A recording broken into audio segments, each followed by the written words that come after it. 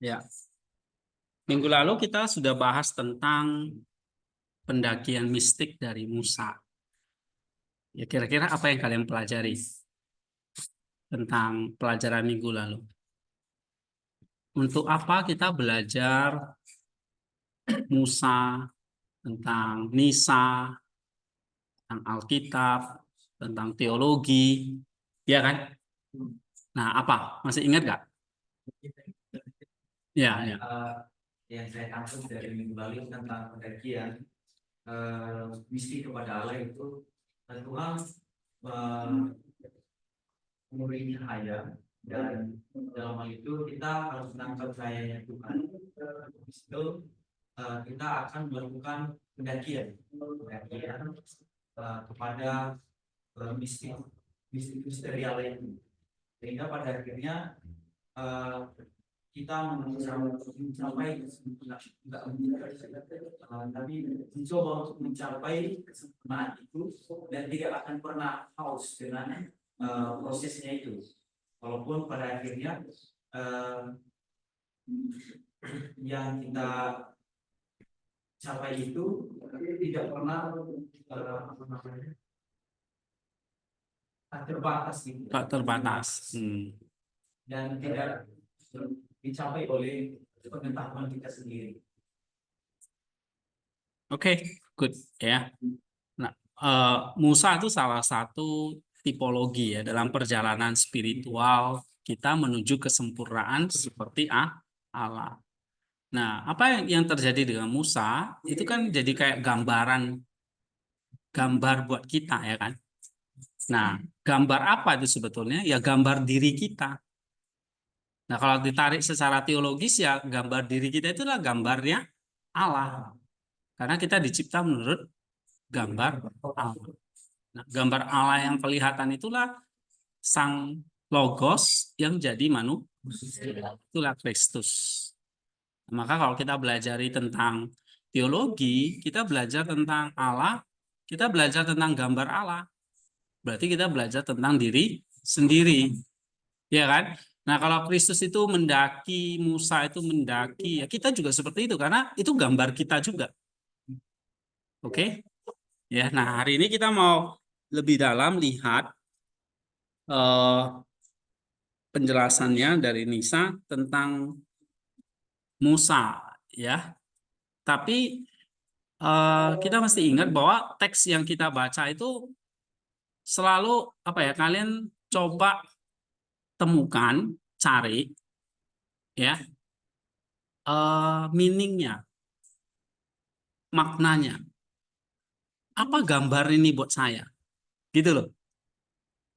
Jadi kamu belajar teologi itu seperti itu, ya. Kalau di dalam artikel itu istilahnya novelty-nya. Nah, tapi kalau dalam teologi itu ya apa maknanya, apa gambarnya? Gambar itu maksudnya diri kita gitu loh ya. Gambar Allah itu apa di situ? Karena hanya dengan gambar kita baru bisa melihat. Allah itu bisa dilihat nggak? Nggak bisa, karena roh dia. Dan dia bahkan melampaui roh itu. Roh itu kan sebutan kita, kayak apa ya kita nggak tahu. Ya kan? Tapi kalau gambar, foto, bisa nggak dilihat? Bisa nggak dipelajari berarti? Bisa. Nah, waktu kamu baca, kamu harus bisa mencari apa gambarnya, apa yang bisa dilihat. Nah, kalau kamu tahu gambarnya, ya berarti kamu bisa analisa. Oh, gambarnya itu seperti ini. Ya, gitu. Oh, gambarnya bagus, gambarnya jelek, gambarnya kurang pas, atau gambarnya sudah cakep, misalnya gitu. Kayak kamu ambil foto lah ya kan. Nah, gambar itu yang kita bisa pelajari. Maka waktu kamu baca teks ini, kamu harus temukan apa gambar kamu atau apa gambar dari Kristus itu, Allah itu, ya, atau apa yang diajarkan oleh Kristus itu. Nah, dalam hal ini memang kita nggak pelajari Alkitab karena kita belajar di doktrin, ya salah satunya lewat Nisa. Tapi apa yang diajarkan Nisa itulah teologi, itulah yang diajarkan oleh Kristus, ya. Nah, kita belajar dari Bapak Gereja karena mereka sudah terbukti adalah orang-orang yang atau para bapak yang menjaga ajaran Kristus. Ya, kalau yang lain ya kita boleh belajar dari yang lain, tapi selalu kaitkan apa gambarnya. Gambarnya maksudnya itu kamunya gitu. Makna rohaninya apa buat kamu. Nah, ini yang kita coba pelajari hari ini ya. Kita coba baca ya.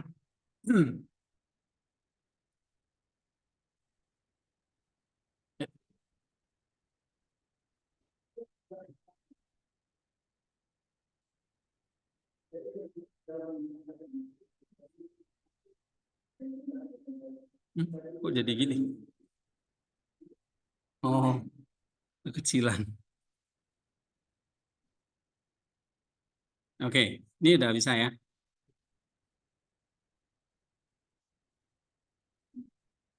Nah, jadi kalau kita mau tahu gambarnya, apa yang kamu bisa pelajari, berarti memang kamu nggak bisa hanya baca data gitu, ya.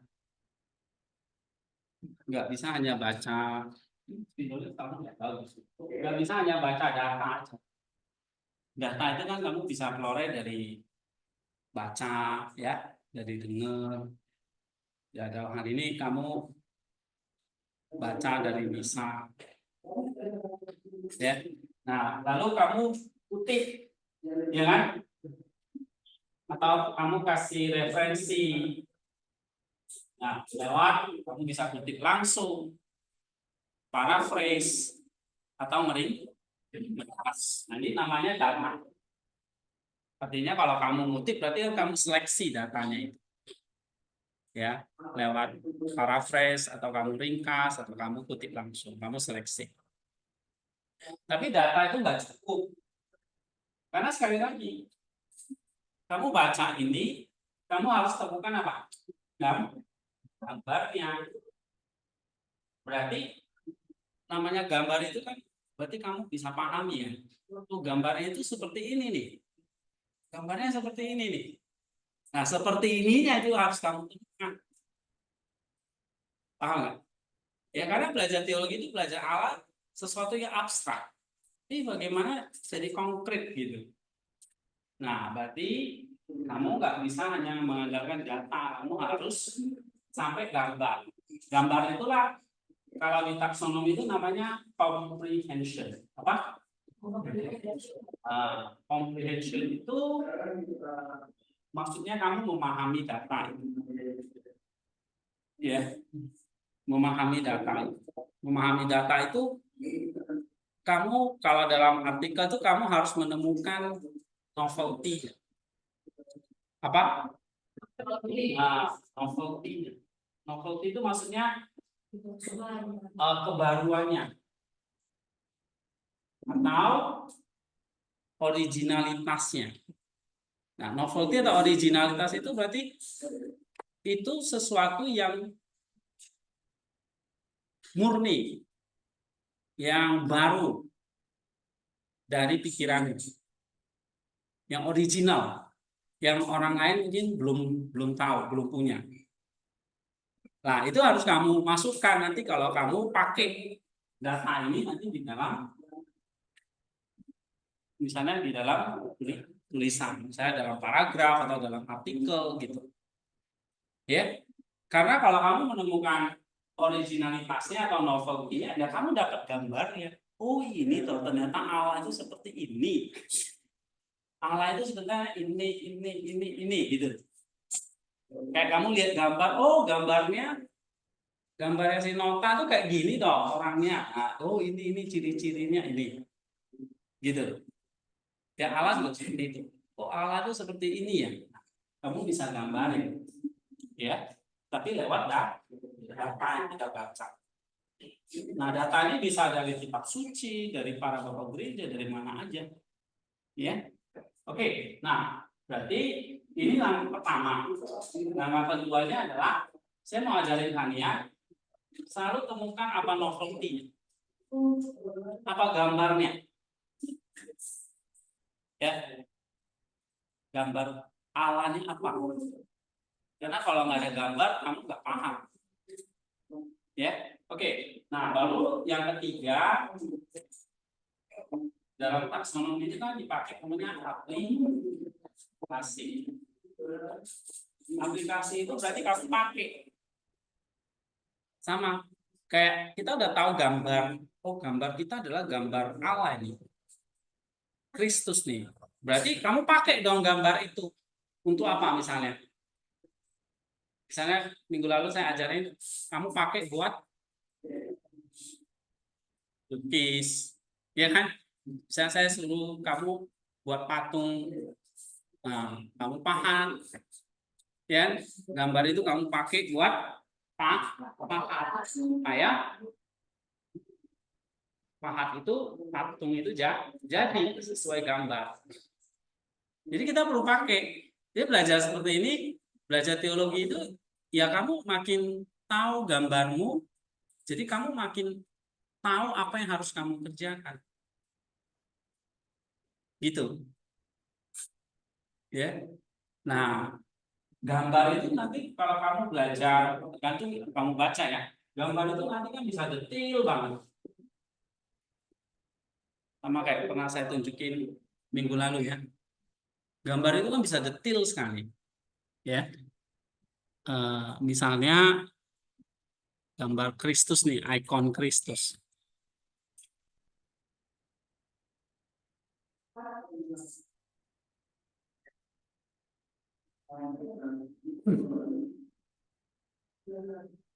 Nih.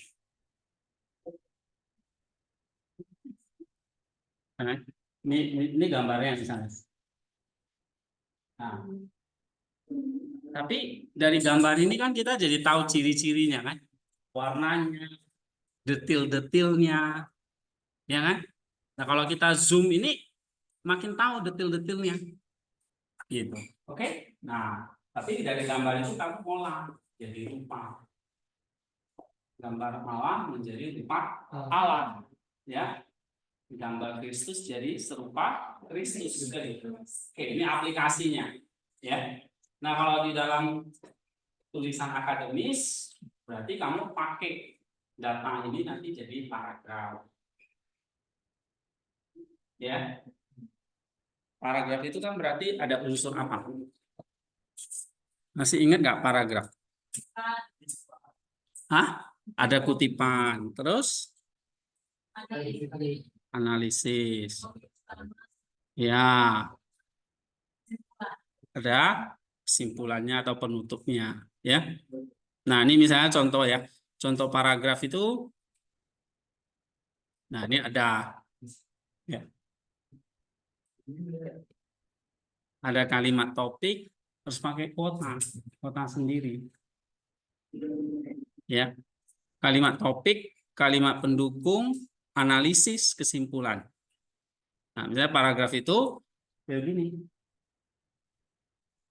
Ini ada topiknya, tapi ada evidence-nya, ya. Evidence ini kutipannya, datanya ini. Misalnya data dari mana? Penok. Dari buku Penok tahun 2013. Nah, ini data yang kamu kutip. Misalnya kamu paraphrase atau kamu kutip langsung. Oke? Tapi setelah itu kamu kasih apa? Analisis. Jadi data itu adalah evidence, bukti, ya, bukti dari satu topik. Tapi kamu analisis. Nah, analisis ini namanya novelty. Dari data yang kamu ambil. Gitu. Baru nanti kasih konklusi. Nah, ini biasakan bikin paragraf itu seperti itu. Nah, ini kamu pakai paragrafnya buat artikel dan sebagainya. Sama kalau kita belajar teologi itu kan seperti itu. Kalau kita tahu Allah, terus kita dapat gambarnya. Nah, dari gambar itulah kita pahat ke diri. Ya, oke. Contoh ya, misalnya kita mau baca ini hari ini tentang Musa. Sampai sini ya. Ini yang atas, ini belum ya? Udah ya? Oke, sekarang ini ya. Benar nggak nih? Oh, belum ya. Gregorius ini ya. Oke, dari sini ya. Sorry, bukan. Eh, tentang Musa, ekstase belum ya? Oke, lambat sekali kita nih ya. Baru Musa ya. Oke, ini belum ya? Ini ya. Oke, kita baca ya. Eh, coba Sofia baca. Gregorius melihat Musa sebagai orang mistikus yang agung.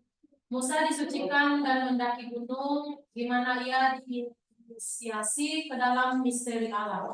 Dia adalah teladan bagi setiap jiwa. Setiap jiwa harus memiliki iman untuk mendekat kepada Allah dalam awannya yang tak tertembus, dan harus menjadi pemahat batunya sendiri, sehingga pemerintah Tuhan diukir.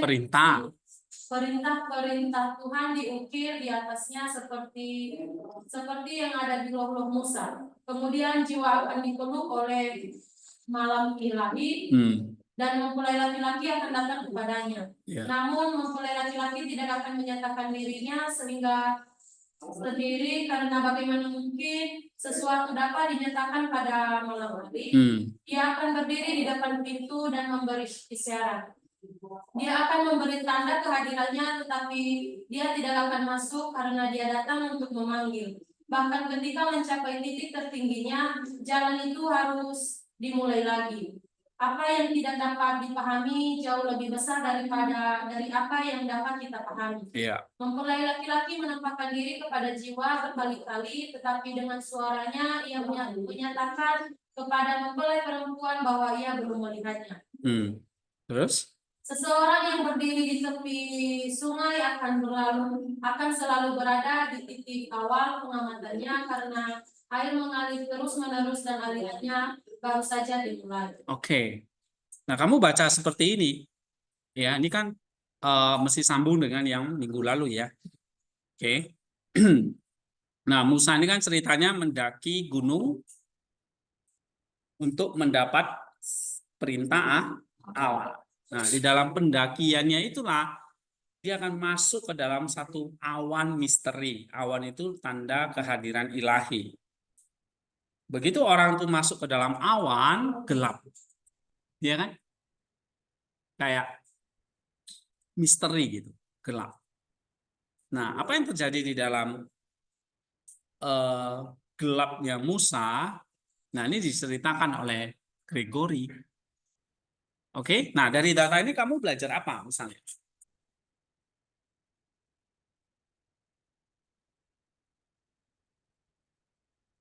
Apa gambar yang kamu peroleh? Tadi yang pertama misalnya kamu mengatakan relasi atau pendakian itu adalah masuk ke dalam misteri Allah yang semakin gelap. Ada malam ilahi di situ. Dipeluk oleh malam ilahi.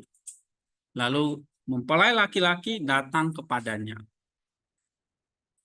Ya kan? Nah, oke, sebelum ke situ mungkin lihat dulu ada malam ilahi, datanya ini dia. Ya, ada awan masuk ke dalam misteri Allah. Oke.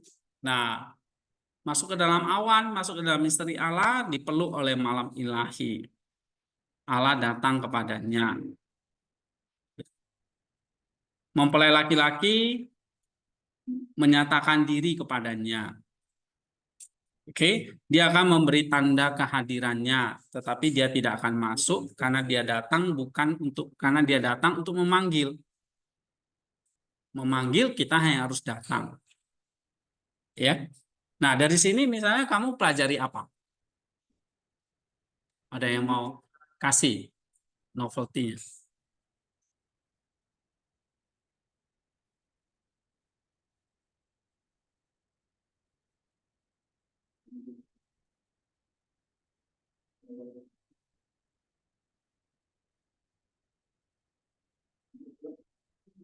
Nggak ada. Hah? Sulit ya? Oke. Nah, saya kasih contekan deh.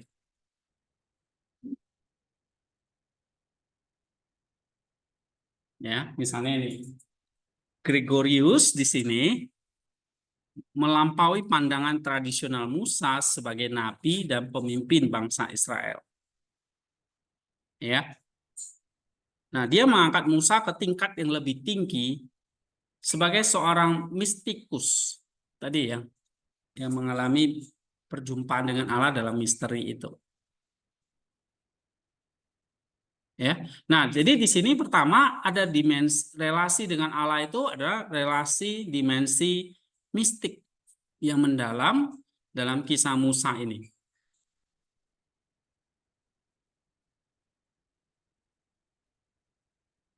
Ya. Nah, itu yang pertama. Oh, berarti kamu dapat gambar apa hari ini? Relasi dengan Allah adalah relasi yang mistik, misteri dengan Allah. Contohnya dalam kisah Musa.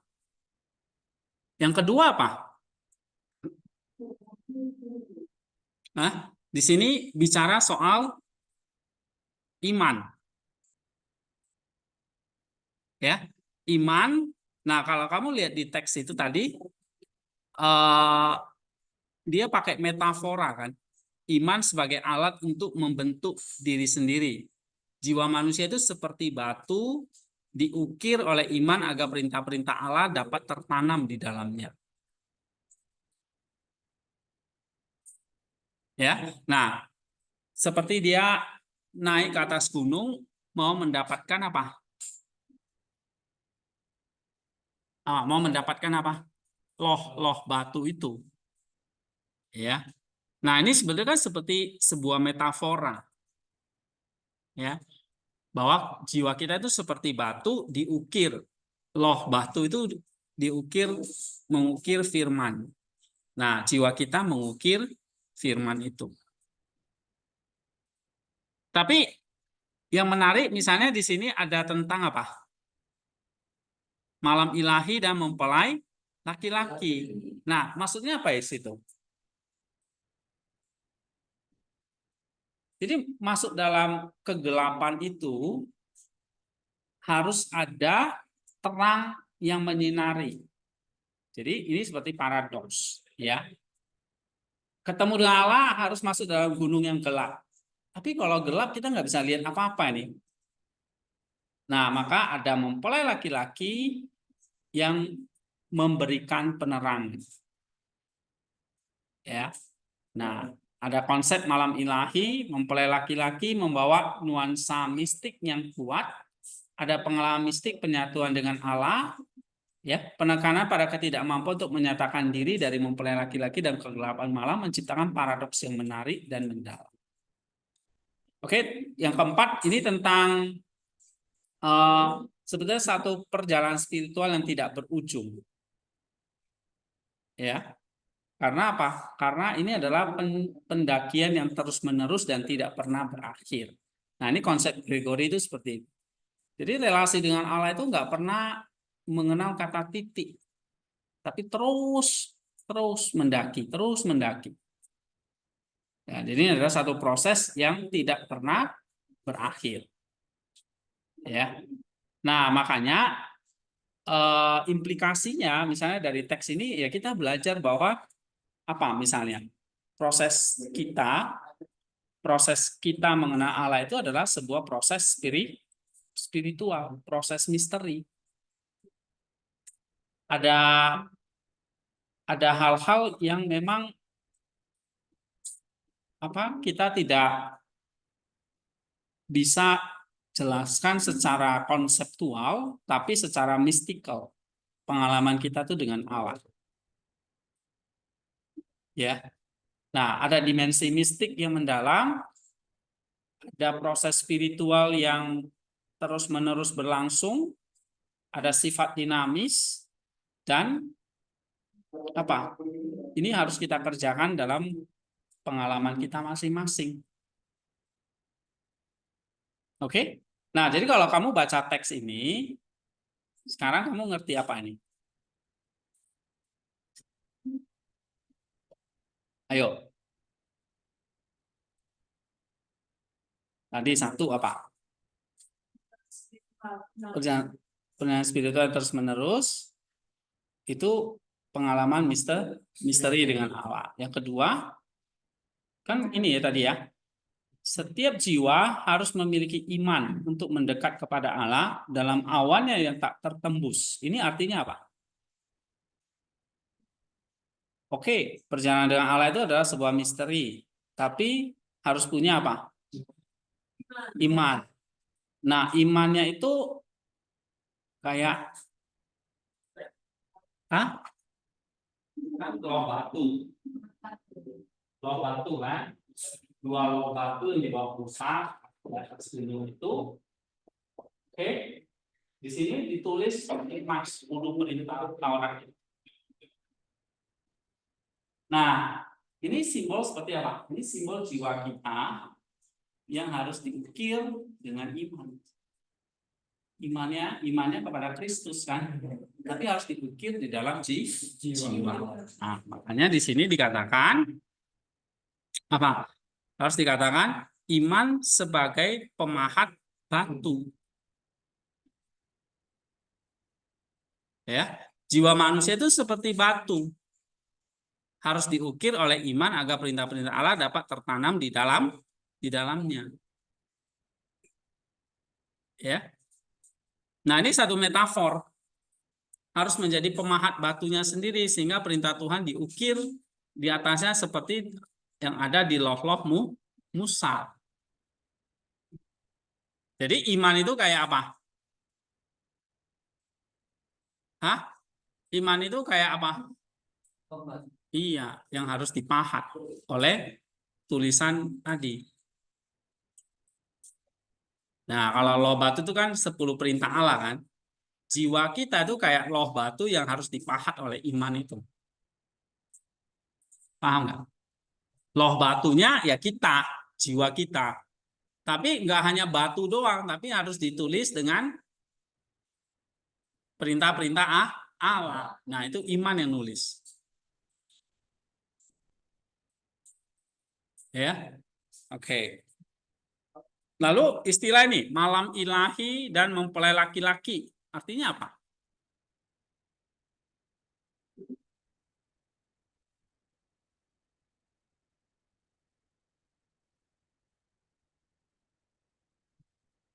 Hah? Iya, maksudnya apa tadi ini? Malam ilahi dan mempelai laki-laki. Kamu dengan mempelai itu kan kayak nikah gitu ya. Berarti kayak ada penyatuan. Pengalaman mistik itu kayak ada penyatuan dengan Allah, dengan sang mempelai laki-laki, yaitu Kristus. Waktu malam pengantin kalian di siang hari atau malam hari sih? Kalian belum tahu ya malam pengantin ya?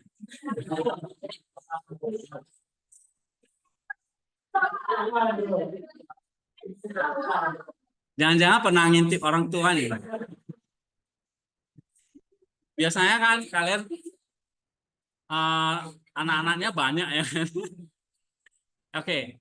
Nah, nistik lagi.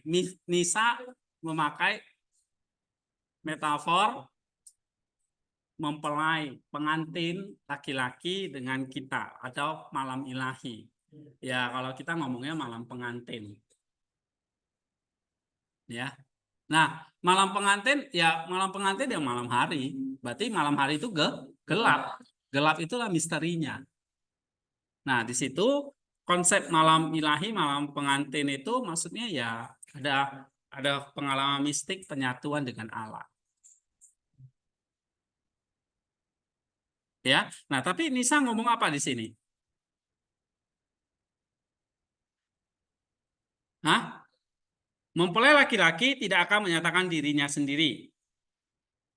Karena bagaimana mungkin sesuatu dapat dinyatakan kepada malam hari.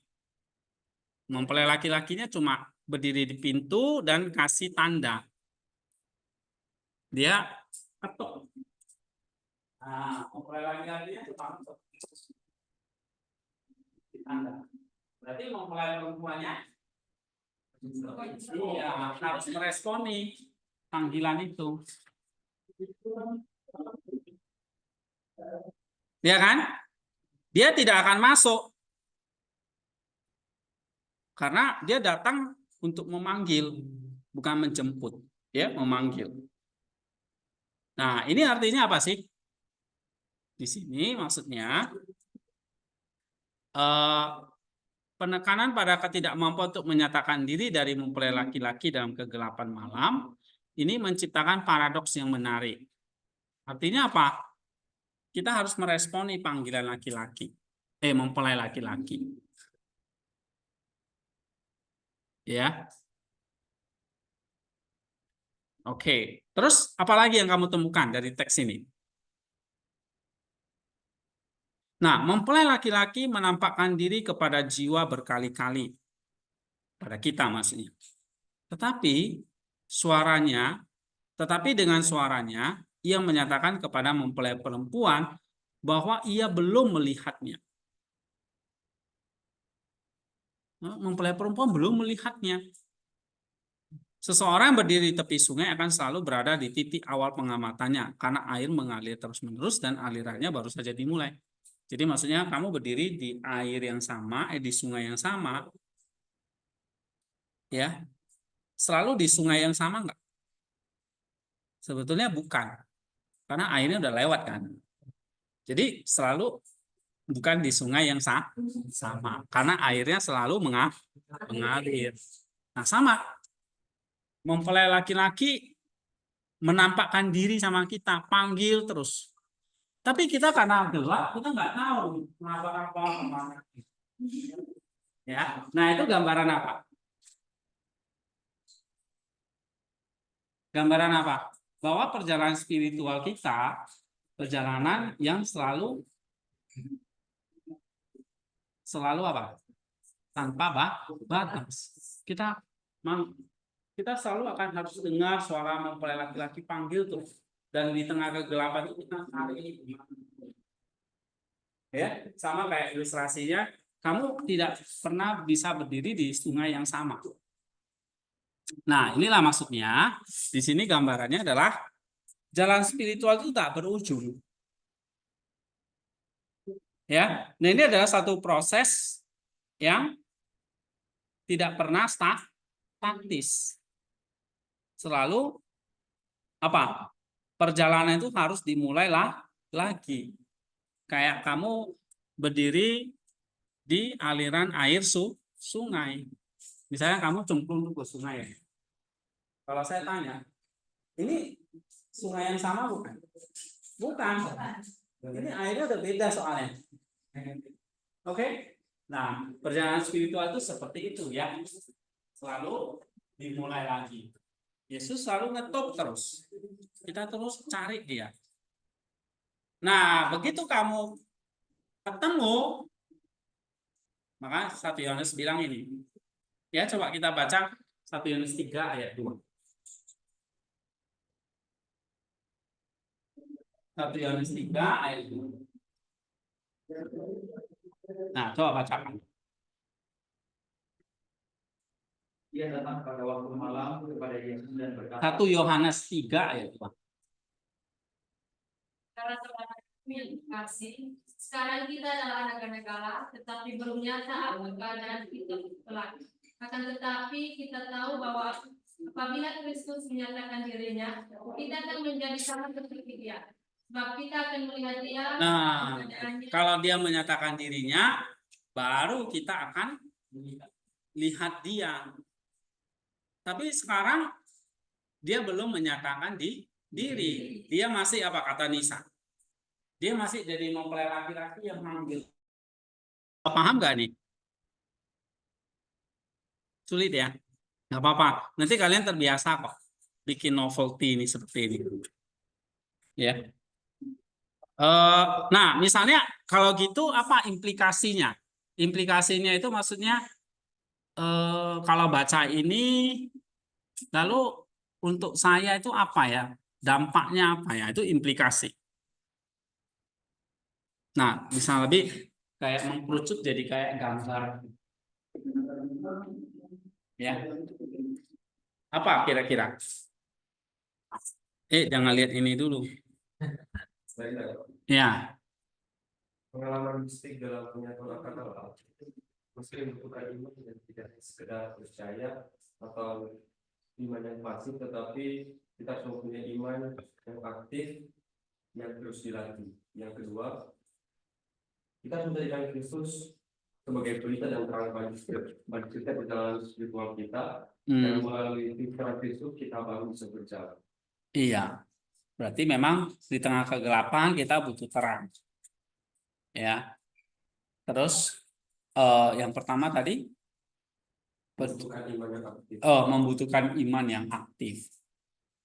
Ya. Iman yang aktif itu ya kayak tadi ya. Kita iman itu kan kayak firman, loh batu itu kayak jiwa kita. Jadi jiwa kita harus diisi dengan ya perintah-perintah Allah, ya. Gitu. Makanya butuh iman. Oke, good point ya. Terus apa lagi? Nah, kalau saya tulis itu tadi ya. Kesimpulannya adalah memang ini ya. Kita perlu tadi benar dikatakannya. Pengalaman spiritual, fokus pada pengalaman pribadi. Kita perlu apa di sini namanya? Merenungkan ya. Sebetulnya relasi dengan Allah itu satu proses spiritual yang akan seperti apa misalnya gitu. Ya. Nah, ini pengalaman pribadi itu penting di sini. Nah, pengalaman setiap orang bisa beda-beda gitu. Ya. Oke, kira-kira gitu ya. Nah, sekarang kita baca teks lain lagi supaya nggak terlalu lama di sini. Pelan-pelan ya bacanya ya. Karena kalau enggak kita nggak dapat nih. Oke. Coba Krisman baca. Gregorius juga mengomentari penampakan Tuhan kepada Musa di celah bukit batu Keluaran pasal 33 pasal 12 Ya. sampai 23. Musa meminta Tuhan untuk menunjukkan kemuliaannya dan menunjukkan jalan kepadanya. Sebuah suara dari atas, tulis Gregorius, menyetujui perintah ini dan tidak menolak untuk memberikan anugerah ini. Tetapi itu hanya menyebabkan Musa putus asa karena suara itu mengungkapkan bahwa apa yang diinginkannya tidak mungkin dilakukan oleh manusia. Musa hanya melihat Allah. Semua ini memiliki makna yang lebih besar. Usaha untuk mengenal Allah adalah pengetahuan sejati manusia akan Dia. Siapapun mencari Allah yang hanya melihat unggulnya, Musa tidak sabar untuk bertemu dengan Allah, tetapi yang ia pelajari hanyalah bagaimana cara untuk melihatnya. Hal ini dicapai dengan mengikuti di belakang Allah dan berjalan di jalan yang telah ditinggalkan untuk kita. Dia adalah satu-satunya cara bagi orang yang dipimpin untuk melihat Dia yang memimpin. Barang siapa yang mengikuti jalan ini dan kemudian menyingkir atau mencoba untuk melihat wajah Dia yang memimpinnya, Dia telah menetapkan bagi dirinya sendiri sebuah jalan yang belum pernah dilalui oleh pemimpinnya yang sejati. Allah mengatakan kepada Musa bahwa Ia tidak dapat melihat wajahnya. Dalam penafsiran Gregorius, hal ini menandakan bahwa kamu tidak akan pernah berhadapan langsung dengan Dia yang memimpin kamu, karena jika kamu melakukannya, perjalanan kamu akan berasal dari arah yang berlawanan dengannya.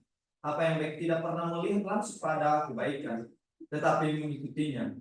Karena alasan inilah Allah menyatakan bahwa manusia tidak dapat melihat wajahnya dan tetap hidup. Untuk melihat wajah Allah, seorang harus datang kepadanya. Manusia harus mengikuti Allah dan tidak mencoba mendekatinya dari arah yang berlawanan. Jalan yang mengarah dari arah yang berlawanan dengan jalan kebajikan adalah jalan dosa. Oke, sampai habis saja baca. Udah sampai ini. Sampai ini habis. Tanggung. Gregorius mengomentari aspek-aspek lain dari narasi Alkitab. Allah memerintahkan Musa berdiri di atas sebuah batu. Batu karninya adalah Kristus, yang adalah kebaikan mutlak. Allah menempatkan Musa di atas batu karena ini bukan untuk beristirahat, tetapi agar ia dapat bergerak maju. Siapa saja naik, dia tidak akan tinggal diam, dan Oke. siapa saja tinggal diam, dia tidak akan naik. Orang yang naik harus teguh dan tidak boleh teralihkan dari jalan kebajikan.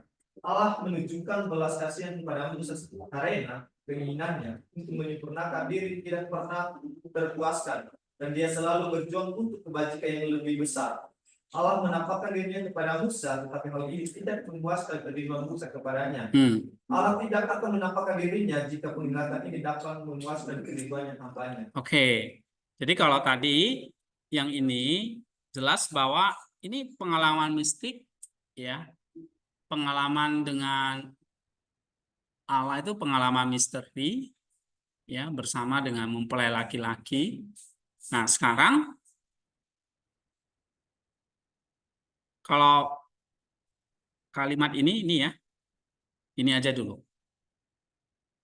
Nah, Gregorius mengomentari penampakan Tuhan kepada Musa di celah Bukit Batu, yang di Keluaran 3:3 itu. Musa meminta Tuhan untuk menunjukkan kemuliaannya dan menunjukkan jalan kepadanya. Ada sebuah suara di atas, tulis Gregorius, menyetujui permintaan ini dan tidak menolak untuk memberikan anugerah ini. Tetapi itu hanya menyebabkan Musa putus asa. Karena suara itu mengungkapkan bahwa apa yang diinginkannya tidak mungkin dilakukan oleh manusia. Musa hanya melihat punggung Allah. Jadi kalau ada Keluaran pasal 3:3 itu kan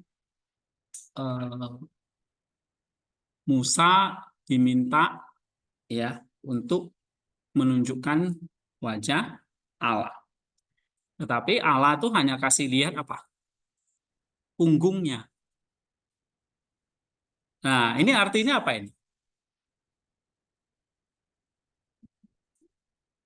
Hah?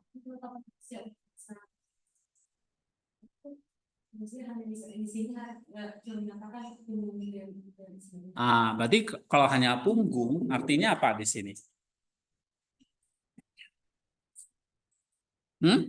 Keterbatasan manusia. That's good. Ya. Lalu yang kedua apa? Jadi manusia tidak bisa sepenuhnya memahami Tuhan. Punggungnya. Kalau kita lihat punggung orang kan nggak tahu nih siapa ya. Ya kan? Bisa-bisa salah orang kita. Nah, lalu apa lagi? Di sini cerita tentang Tuhan, Musa meminta Tuhan untuk menunjukkan kemuliaannya. Lalu ada suara dari atas, ya, tapi permintaan Musa itu tidak ditolak, tapi Allah itu cuma kasih punggungnya. Nah, itu mau menunjukkan apa? Kemuliaan Tuhan itu apa? Terlalu, ya ini kan kayak peristiwa kok Keluaran 3 itu salah satunya itu transfigurasi, ya. Yesus dimuliakan di atas gunung, terus para murid itu nggak bisa melihat sama sekali. Lebih terang dari cahaya matahari. Nah, terang itu kan kemuliaan. Nah, kemuliaan Tuhan itu jauh lebih agung daripada apa yang bisa dipahami oleh manusia. Nah, ini doktrin kita ini, kamu harus ngerti, ya. Kemuliaan Tuhan jauh lebih dari kemampuan kita. Panca indera kita tuh nggak bisa melihat. Kamu melihat, mungkin kamu bisa mati.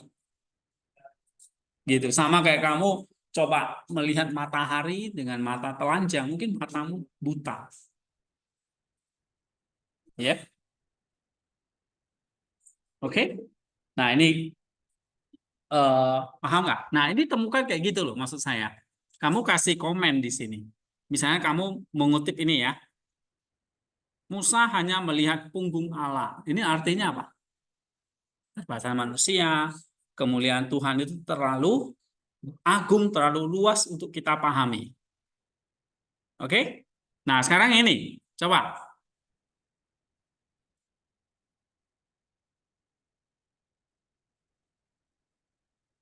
Mengenal dan mencari Allah membutuhkan usaha dan pengetahuan sejati akan Kristus. Ya, terus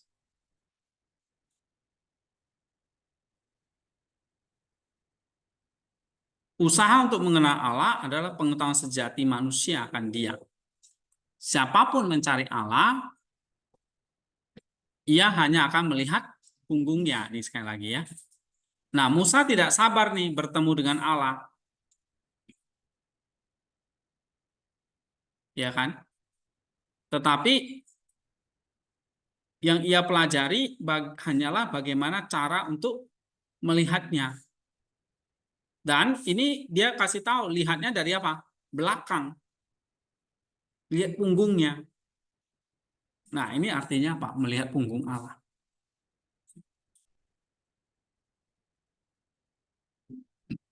Hmm? Iya.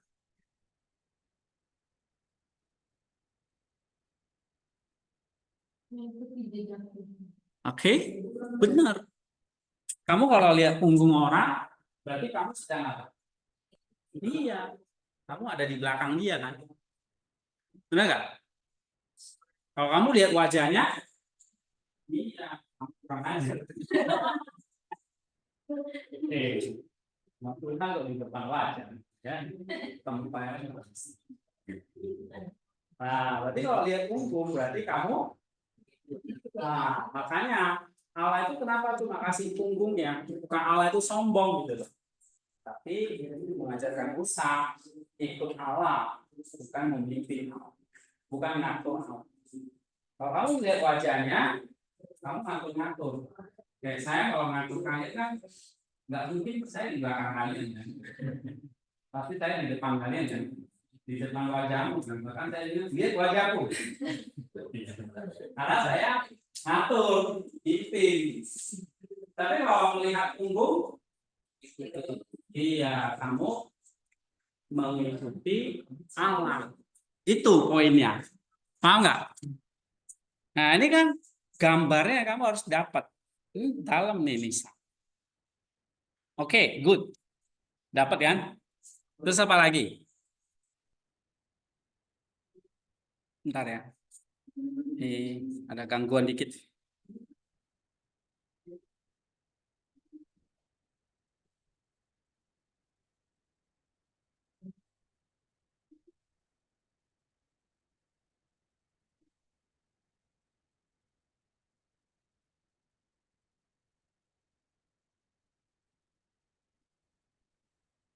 Hah? Berarti kalau kita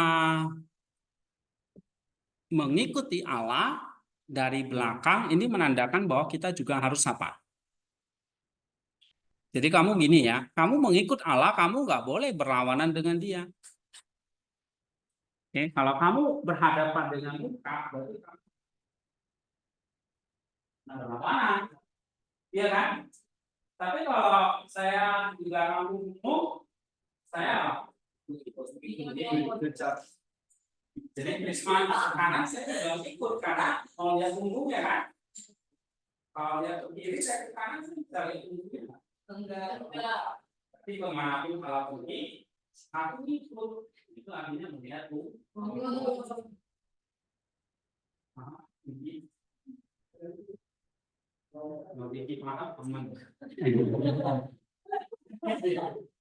Oke, nah kalau di sini yang kedua apa yang kita bisa pelajari?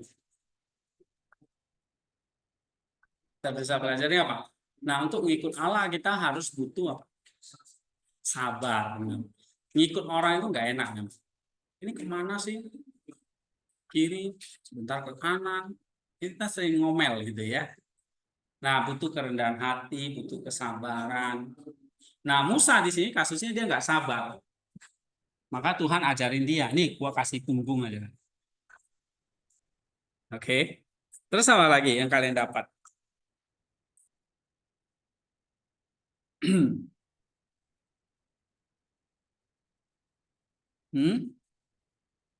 Ketaatan ya. Untuk melihat wajah Allah, seseorang harus datang kepadanya. Oke? Manusia harus mengikuti Allah dan tidak mencoba mendekatinya dari Allah yang berlawanan. Itu lihat wajahnya itu nggak boleh. Ya. Nah, ini artinya apa sih? Dengan jalan yang berlawanan berarti mengikut Allah itu kita harus berlawanan dengan jalan dosa. Berarti jalan yang harus kita tempuh apa? Jalan kebajikan. Allah itu kan bajik. Berarti kalau kita ikut dia, ikut punggungnya, ya kita harus baik.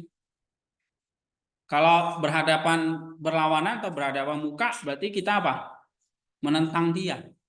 Berarti kita mengikuti jalan kejahatan. Karena Allah itu bukan kejahatan. Paham ya? Oke. Jadi misalnya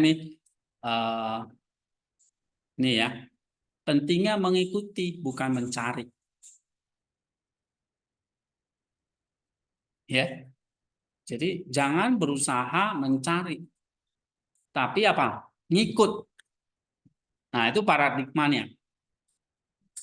Ya, karena apa? Tuhan mau kita ikut dia, bukan mencari dia. Oke. Ya. Kita sebagai manusia kan terbatas melihat Allah. Hmm. Pertanyaannya, kenapa manusia masih memperdebatkan tentang diri Allah sedangkan kita terbatas untuk melihat Allah? Pada akhirnya manusia nanti memiliki konsep berbeda tentang diri Allah. Ya udah Allah ya udah. Soalnya manusia sekarang berbeda dengan pola pikir tentang sudut pandangan tentang Allah. Tapi ya sebagai orang Kristen mungkin berbeda-beda tentang sudut pandangan, Pak. Kenapa masih memperbedakan tentang diri Allah? Iya, karena Allah itu kan, makanya gini, kita belajar tentang Allah, kita jangan tadi misalnya jangan cari-cari dia, ngikut, berarti ikuti apa yang dia sudah singkapkan aja. Nah, kita seringkali cari sesuatu yang kita kadang-kadang gini, Allah itu ya kita tidak belajar Allah itu bukan hanya konsep gitu. Konsep itu maksudnya pikiran manusia. Ya. Lalu kita coba merumuskan dia. Merumuskan gitu. Sehingga ya beda-beda hasilnya. Ya kan? Nah, Allah itu memang kita harus akui sesuatu yang di luar pemahaman kita, misteri. Jadi pengalaman misteri dengan Allah itu adalah salah satunya juga kita mengakui misteri itu karena kita nggak tahu dia, gitu. Bahkan manusia itu kan juga begitu kan, ya. Atau suami istri lah yang sudah hidup bertahun-tahun, kalau ditanya kamu kenal nggak dengan istrimu, belum tentu loh. Saya makin tinggal sama dia, makin nggak kenal istri saya.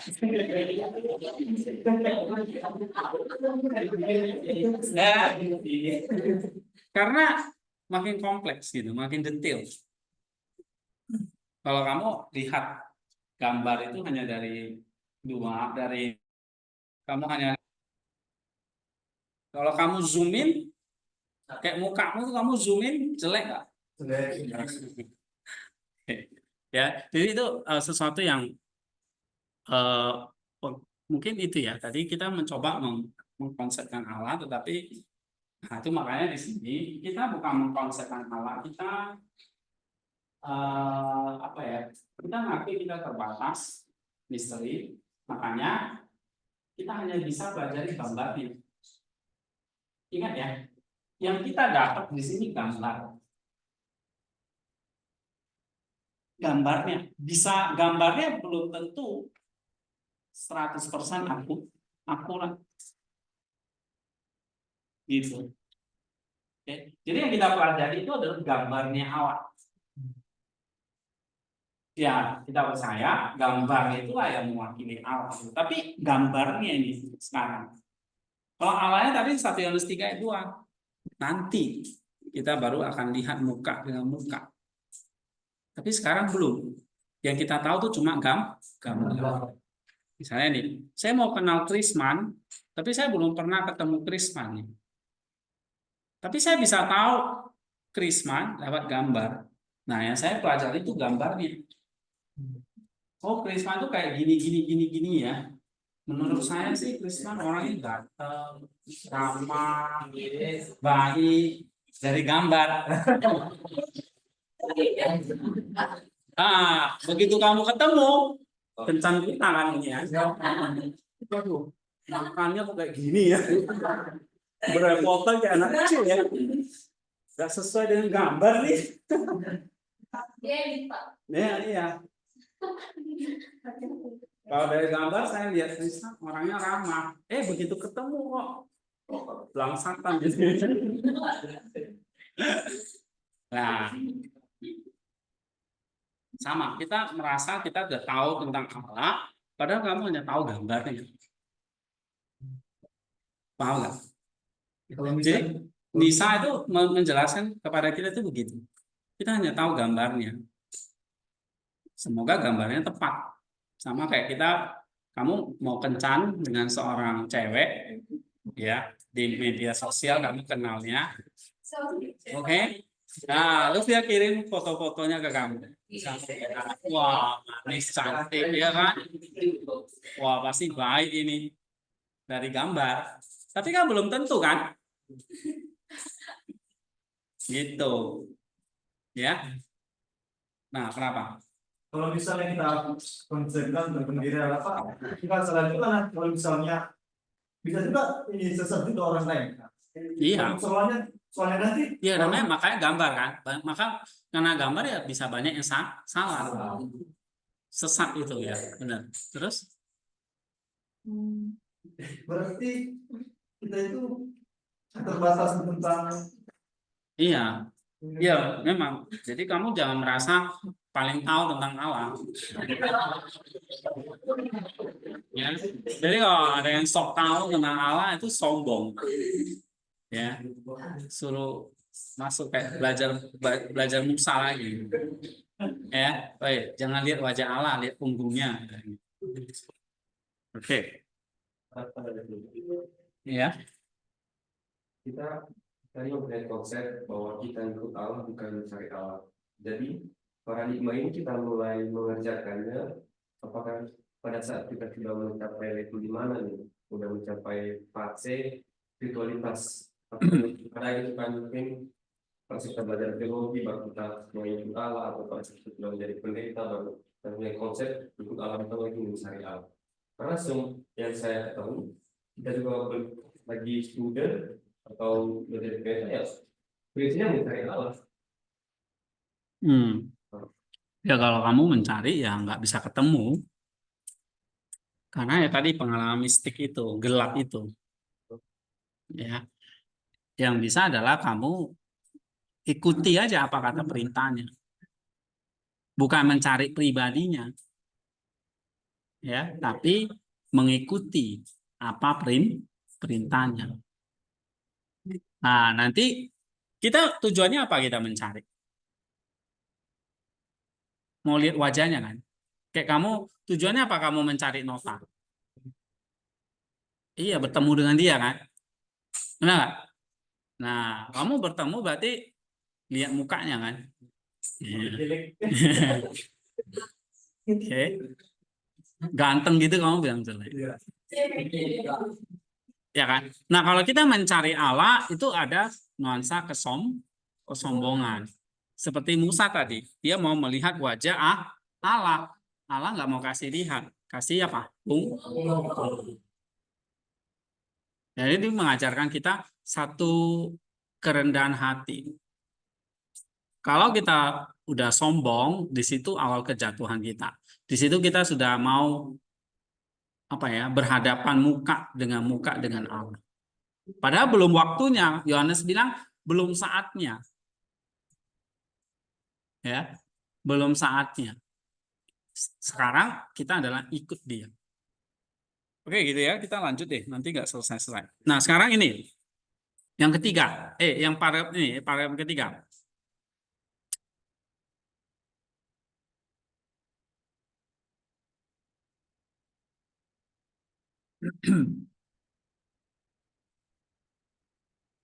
Nah, apa ini yang kamu temukan. Nah, ada lagi kan simbol-simbol lain yang dipakai oleh Gregorius tentang Musa ini ya. Tadi loh batu, pendakian gunung ya kan. Terus masalah punggung Allah tadi. Ini kan kisah-kisah Musa di dalam kitab Keluaran ini. Nah, kemudian Musa pernah memecahkan batu lalu keluar air. Iya kan? Nah, itu kan salah satu dalam kisah Musa nih. Nah, di sini dikatakan gini, batu karang ini adalah Kristus. Allah memerintah Musa untuk berdiri di atas sebuah batu, kan? Ada kejadiannya itu ya. Allah memerintah Musa untuk berdiri di atas sebuah batu dan batu itu adalah Kristus yang adalah kebaikan mutlak. Lalu Allah menempatkan Musa di atas batu karang ini bukan untuk beristirahat, tetapi agar ia dapat bergerak maju. Nah, siapa saja naik, ia tidak akan tinggal diam. Siapa saja yang tinggal diam, ia tidak akan naik. Orang yang naik harus terus dan teguh dan tidak boleh teralih dari jalan kebajikan. Oke, ini misalnya kamu kutip nih. Kamu kutip jadi data. Ya kan? Nah, kamu mau pakai nih. Tapi kan kamu harus temukan apa novelty-nya, apa analisisnya, apa komentarmu, atau apa yang kamu dapat di situ. Gambarnya apa di situ. Kalau batu karang itu adalah Kristus, artinya apa?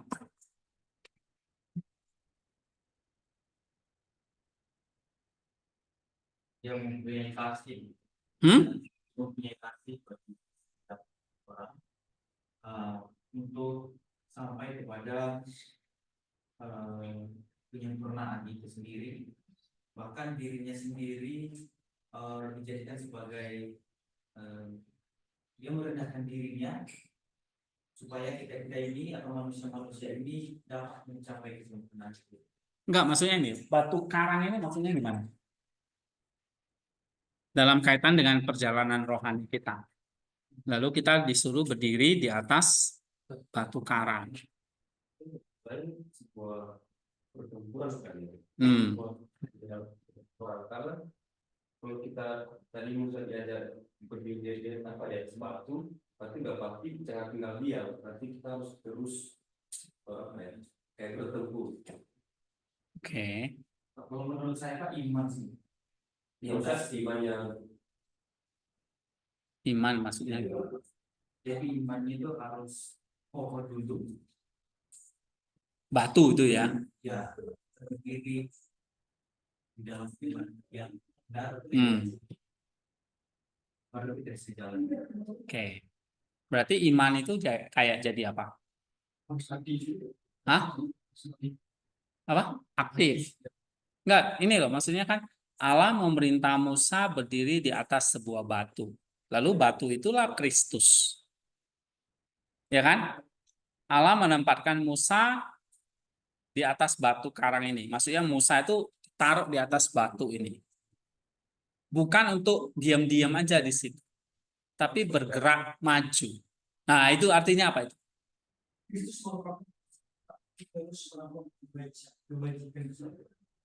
Kristus merupakan fondasi kita untuk terus maju dan melakukan kebaikan terus menerus. Iya, jadi dalam perjalanan spiritual kamu harus punya apa?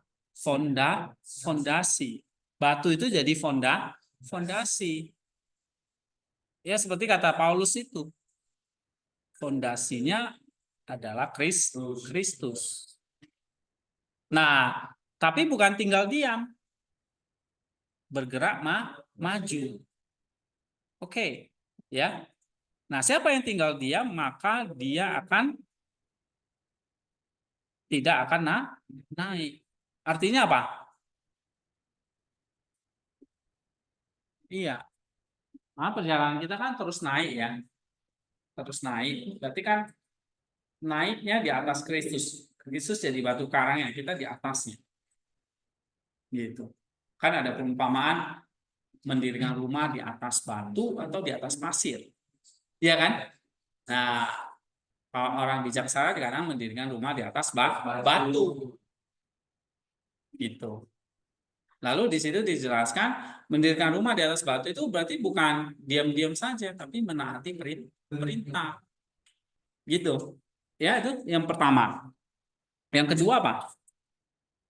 Nah di sini nih Allah menunjukkan belas kasihan kepada Musa karena keinginannya untuk menyempurnakan diri tidak pernah terpuaskan dan dia selalu berjuang untuk kebajikan yang lebih besar.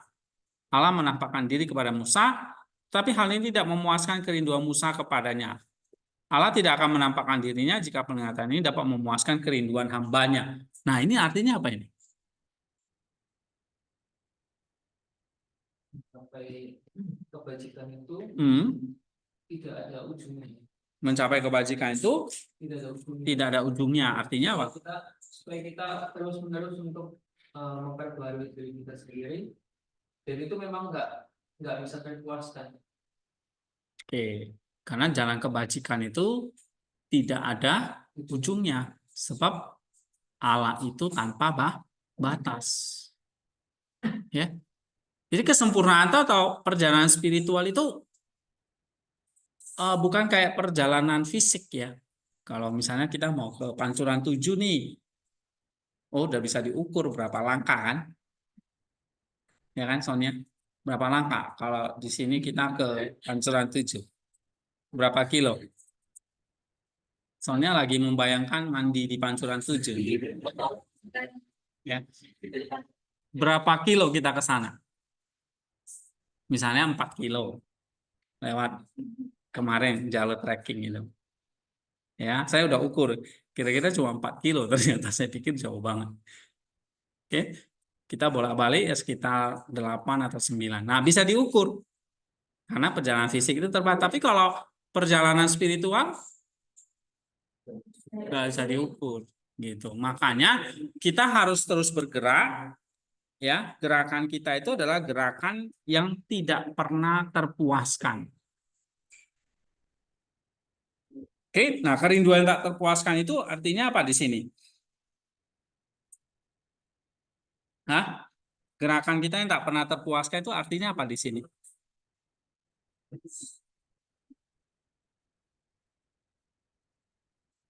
Nih, perjalanan spiritual yang tak berakhir. Ya, tadi Kristus sebagai fondasi, yang kedua, perjalanan spiritual itu tidak pernah berakhir, selalu ada ruang untuk bertumbuh dan berkembang. Makanya yang namanya perjalanan spiritual nggak pernah telat. Aduh, saya kayaknya udah berdosa nih, telatnya saya nggak mau bertobat, nggak bisa. Karena nggak ada istilahnya berakhir. Pak, kalau saya mati gimana? Masih terus berproses. Ya. Nah, sampai mana? Sampai kekekalan. Gitu. Ya. Pak, kalau saya udah jadi serupa dengan Kristus, berarti saya berhenti bertumbuh dong.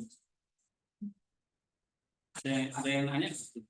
Oke, dari gambar jadi rupa. Pak, kalau sudah jadi rupa, ngapain kita? Santai dong, nggak ada perjalanan lagi. Ada perjalanan lagi? Hah? Allah kan tidak. Iya, Allah itu kan tak batas. Kamu terus nanti jadi serupa dengan Allah itu terus menerus. Makanya nggak pernah apa tadi kerinduannya nggak pernah terpuaskan. Ya. Oke, ada pertanyaan nggak di sini? Kerinduannya itu nggak pernah terpuaskan.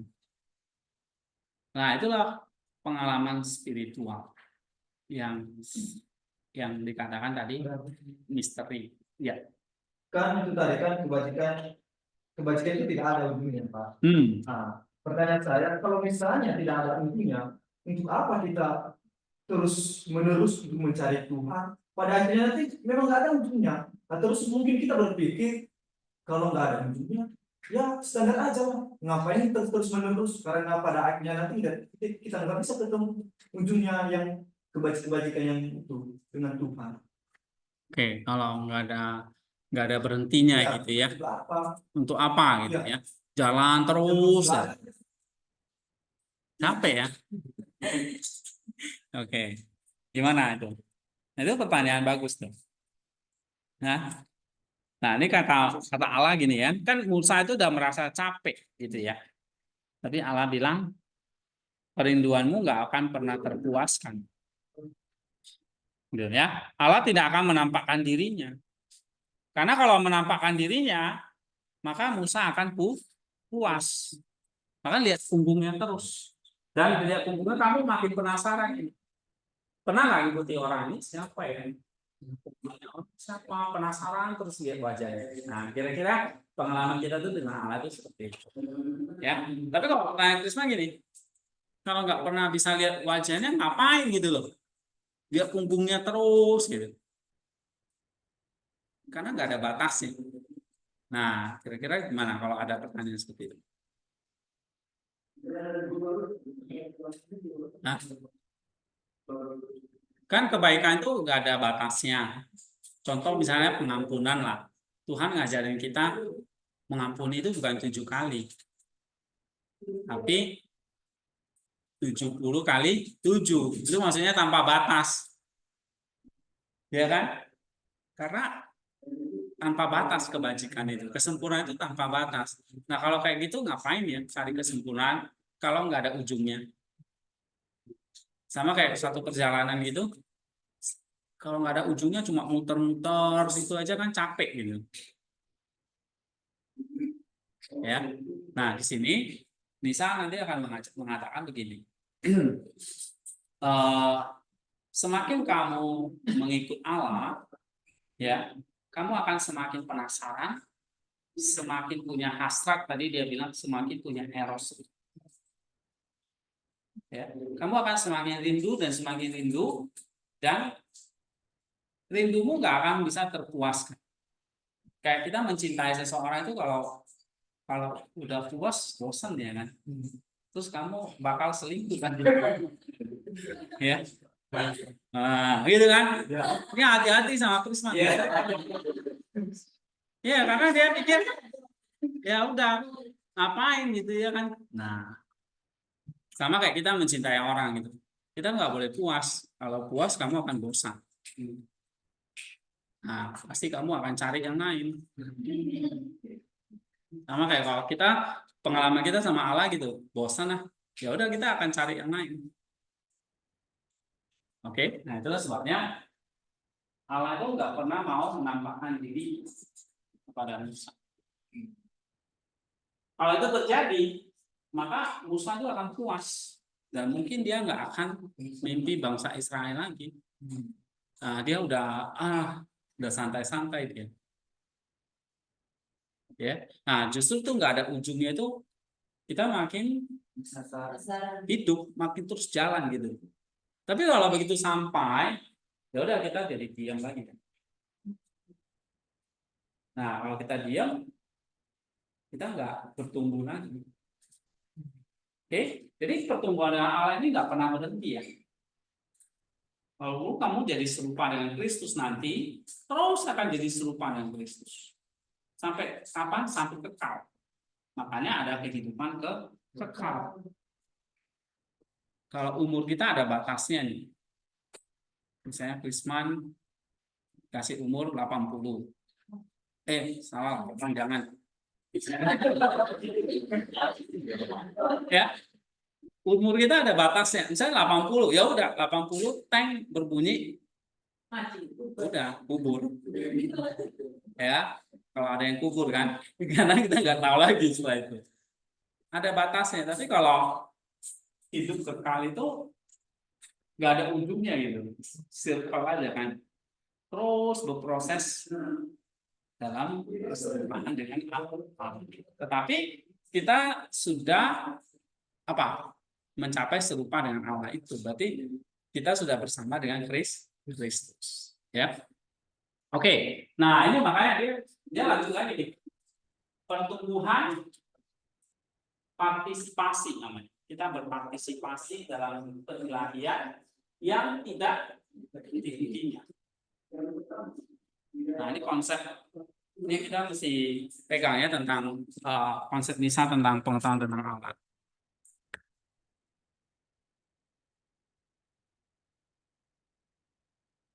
Oke, coba satu paragraf dulu ya sebelum kita break. eh Baca Andro, coba. Pertumbuhan partisipasi yang tidak tak henti-hentinya dalam keilahian. Iya. Perjuangan manusia yang terus-menerus, pengetahuannya bahwa kerinduannya tidak akan ada habisnya, dan tekadnya untuk menerima hal ini. Semuanya membuatnya serupa dengan keilahian karena ia juga tidak terbatas. Segala sesuatu yang dapat benar-benar dipahami tentang Allah pasti tidak terbatas, dan inilah mengapa kerinduan kita juga tidak terbatas. Dengan meninggalkan apa yang ada di dalam diri kita, kita naik ke kebaikan yang terbesar. Perjuangan ini tidak sia-sia, tetapi merupakan proses penemuan yang berkelanjutan.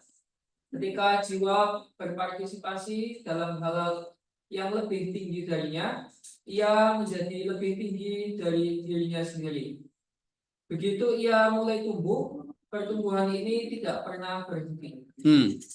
Hal-hal baik yang di dalamnya ia berpartisipasi akan tinggal di dalamnya. Dan dengan partisipasinya yang konstan, jiwa menerima hal-hal baik secara berlimpah. Karena alasan ini, kerinduan akan kasih lebih kuat pada tahap-tahap kontemplasi yang paling tinggi daripada di awal. Iya. Partisipasi dalam keilahian adalah sedemikian rupa sehingga siapapun yang mengambil bagian di dalamnya akan bertumbuh dan menjadi lebih mudah menerima. Partisipasi ini mengembangkan kapasitas peserta. Siapapun yang menerima makanan ini akan bertumbuh dan tidak pernah berhenti bertumbuh. Bahkan ketika sudah bersatu dengan objek yang diinginkan, jiwa masih merindukan lebih banyak lagi. Iya. Dan bahkan ia mencapai hal ini, ia mulai merindukan lagi. Kebahagiaan ini telah menjadi mutlak diperlukan baginya, dan ia merasa sedih dan berduka ketika ia tidak mendapatkan objek keinginannya. Iya. Apa yang diinginkan terus-menerus terlepas dari pelukan pikiran, dan upaya jiwa untuk menahannya adalah sia-sia. Mereka mencari dia, tapi tidak menemukannya, karena dia berada di luar imajinasi dan konsep, dan melarikan diri saat didekati oleh kita. Oke. Nah, Andro, kamu baca ini apa yang kamu, misalnya datanya dulu, beberapa kutipan yang penting ini misalnya apa di sini? Perjalanan manusia itu terus-menerus untuk mengetahui Allah itu bagaimana. Kemudian karena Tuhan itu juga tidak terbatas, jadi ketika kita memahami sebuah objek itu, maka kita terus rindu untuk mempelajarinya. Nah, kemudian ketika kita mulai mempelajarinya, kita akan bertumbuh secara bertahap. Nah, pertumbuhan itu tidak pernah berhenti. Kemudian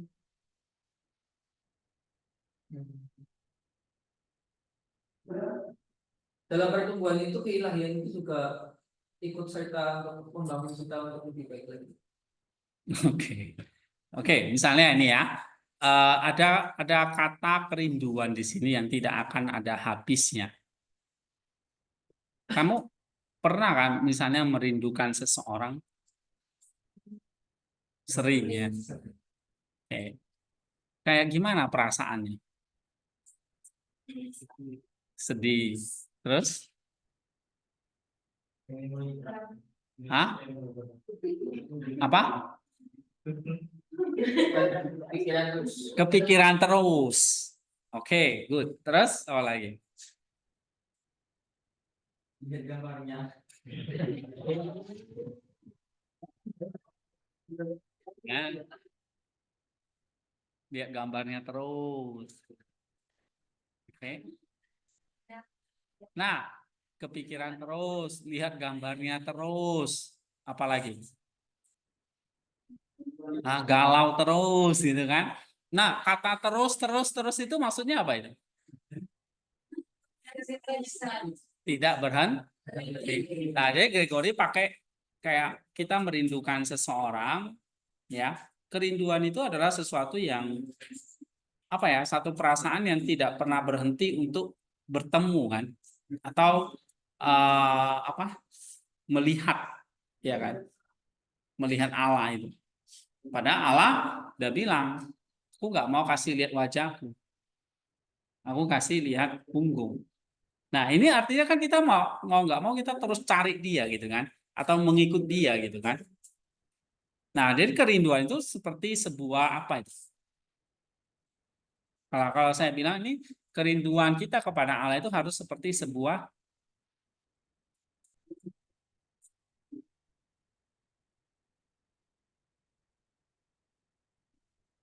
nah ini kalau saya tulis di sini kerinduan itu sebagai kayak mesin penggerak, kayak mesin yang terus memompa kita untuk terus bertumbuh. Ya, nah kerinduan manusia akan Tuhan bukan sekedar kekurangan, tapi kekuatan pendorong dalam perjalanan spiritual. Ya, nah kerinduan ini adalah bukti kita berpartisipasi dalam sifat ilahi yang selalu mencari kepenuhan. Tapi yang namanya rindu, berarti kamu belum ketemu. Kalau udah ketemu, nggak rindu lagi kan? Namanya rindu ya selalu kamu mencari dia untuk mengalami kepenuhan itu.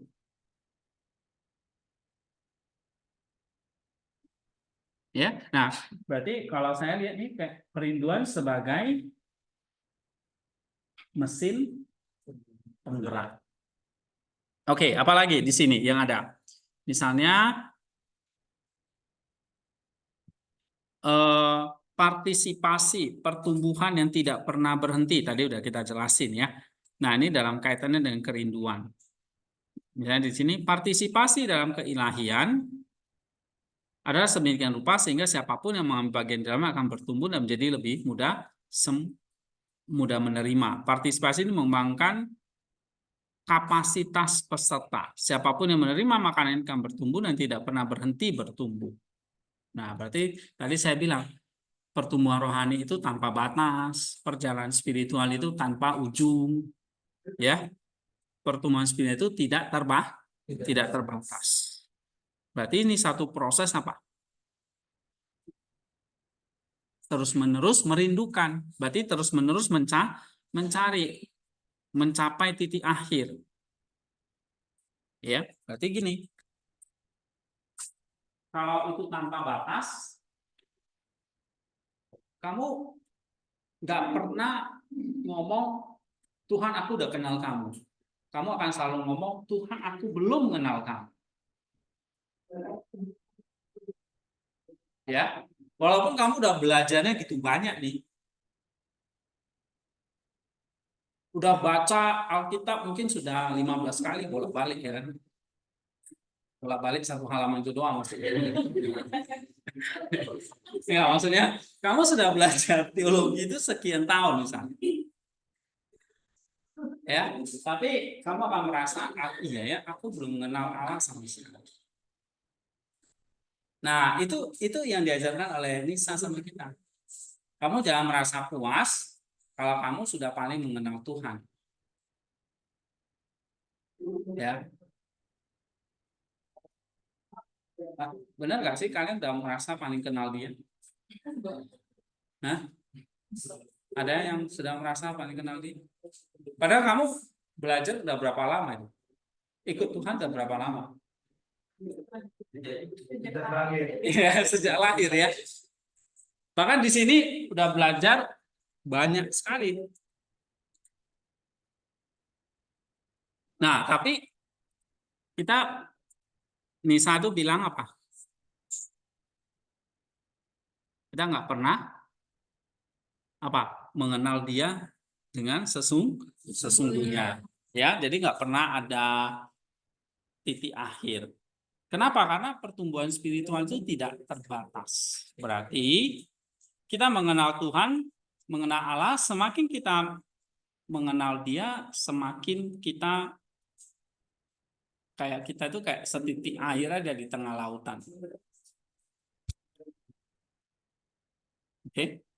Semakin menyadari Allah itu apa? Allah itu apa? Kalau kamu pelajari tentang Allah, makin kamu menyadari bahwa Allah itu tak terbatas. Ya, bahkan dia mengatakan apa ini? Apa yang diinginkan terus-menerus terlepas dari pelukan pikiran, upaya jiwa untuk menahannya adalah sia-sia. Kayak, kira-kira kamu bisa nggak namanya memeluk pikiran? Hah? Bisa. Iya. Coba peluk pikiran. Itu adalah usaha yang sia-sia. Atau kamu mau gandeng pikiran itu? Nggak bisa. Ya. Nah, mereka yang mencari dia tetapi tidak menemukannya karena dia berada di luar konsep, di luar imajinasi kita sekalipun. Ya, dan melarikan diri saat didekati oleh pikiran. Nah, ini artinya apa? Allah itu kamu nggak bisa kotakin. Allah itu kamu nggak bisa konsepin. Kayak kamu mau meluk pikiran itu nggak bisa. Ya kan? Allah itu mau kamu peluk bisa nggak? Hah? Nggak bisa. Sama seperti kayak kamu mau meluk pikiranmu bisa? Nggak bisa. Jadi karena apa? Karena Allah itu tak terbatas, berada di luar pikiran, bahkan imajinasi kita sekalipun.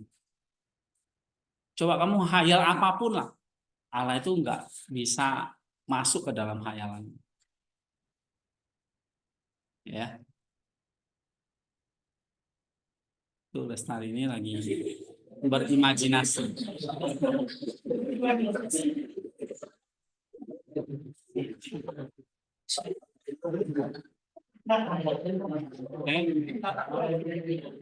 Dia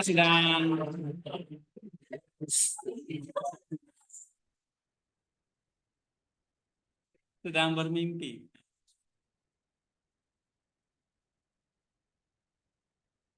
Oke, kalau gitu kita break dulu lah ya.